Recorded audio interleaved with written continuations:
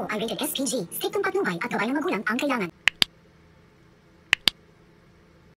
Dahil sa namamaalam na nga itong tatay nga ni Princess na si Dado, ay wala na nga mapupuntahan itong si Princess. Nalaman nga ito ni Charlene at nalaman rin niya na walang ibang pamilya nga itong si Princess. Kaya naisipan nga ni Charlene na kupkupin na lang ang dalaga.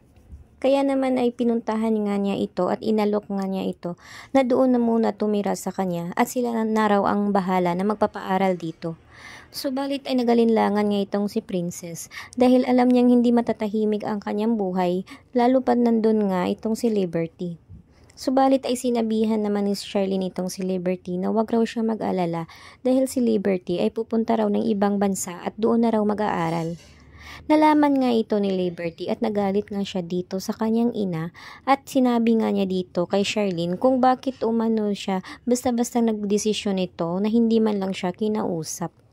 Sinabi naman ni Charlene na hindi na niya ito sinabi kay Liberty dahil alam niyang hindi naman ito papayag.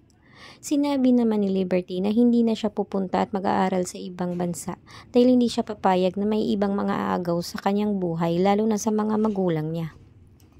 Kaya naman walang magagawa nga ito ngang si Charlene, subalit ay naaawa rin siya dito nga kay Princess.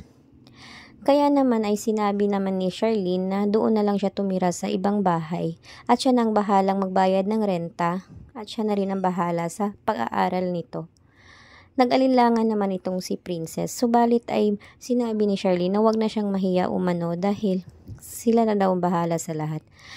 Tinanggap naman ni Princess ang alok nga nito nga ni Charlene dahil nahihiya na rin siya dito.